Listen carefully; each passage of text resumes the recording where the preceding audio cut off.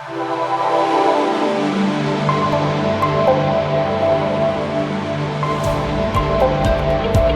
Julien, how are you? There you are. How's the evening? How's Paris? How's life going?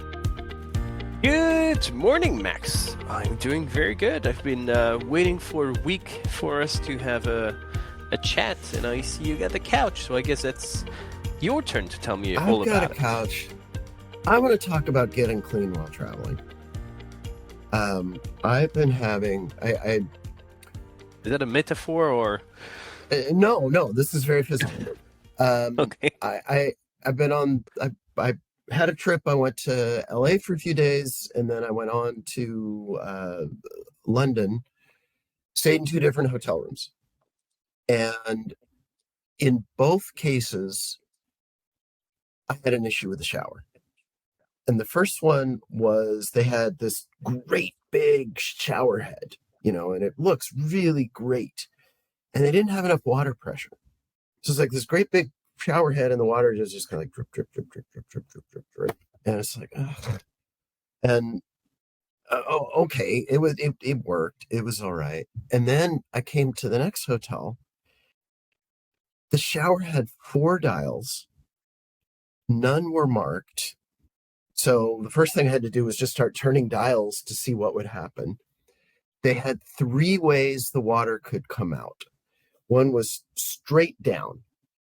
And I don't know if you used a shower head like that, but the first thing that happens is, that gets a little bit gunked up, and suddenly it's not all straight down. Some of it's shooting this way and some of it's shooting that way. So it's going in your eye. And, if you want to wash yourself, but not your hair, that means you have to like sit like this and go like this because it's all coming straight down on top of you. And then they had 2 more options. So I'm like, okay. The next one was 2 things going straight at you. One hit me here and one hit me here. I don't understand how that's useful showering. And then they had the wand, and the wand was set so it would hit me here, or I could take it out and by hand do it. And then I had to figure out, this dial turn this one on, this dial turn that one on, this dial turn this one on. And then the bottom one was the temperature control. And so A, I needed a PhD to use it. B, none of the angles or the setup of the shower was anything other than a horrible experience for me. And I mean, teeny little story. There's not much to it. All right. But I'm cranky. I need reassurance that I'm not a curmudgeon. And maybe I am a curmudgeon, and that's okay too. So the first thing I would say is next time you book a hotel room, make sure you pick a bath. That would be the safest bet. There's that. That's a plan. That's a possibility. Different. Actually, ultimately, they have the same issue. The root cause is the same, not being customer centric, meaning not that they don't care about the customer, because in the first case they try to put something fancy, and the second one they try to put something fancier. So they probably have the customer in mind, but they don't have the customer in mind enough that they went through actually testing it. And you may not want to have the typical focus group, because you may not want to put cameras in the okay, shower. Everybody hop in the shower. But you may want to collect feedback and see how people are testing it. Especially, I remember when I was in the hospitality industry many years ago, I was part of the great opening of a very nice boutique hotel in Wong Chau Hang, which is South Hong Kong. And what we did was, a few days before the official opening, we had a soft opening with only the staff, office people working for the hotel, but knowing nothing about how to actually manage a hotel. They invited all of us to spend the night, enjoy the catering, the restaurants, the drinks, all of this, all the fancy things. But we had to fill a form of all the problems and all the weird stuff that we had That's great. Yeah. Just not good. And they took the next few days to fix everything. So for the grand opening with actual customers, it was a good experience for everyone. It feels like many hotels are not doing that.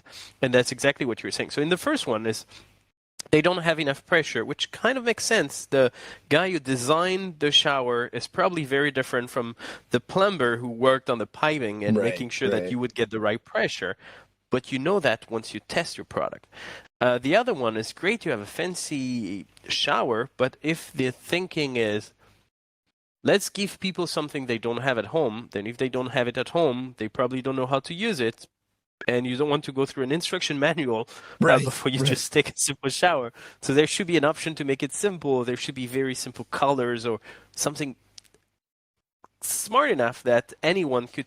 You just want to take a shower here. You don't want to fly a plane. So there Right, should be a right. simple way to do that. So, yeah, I guess it all boils down to they're not customer centric enough.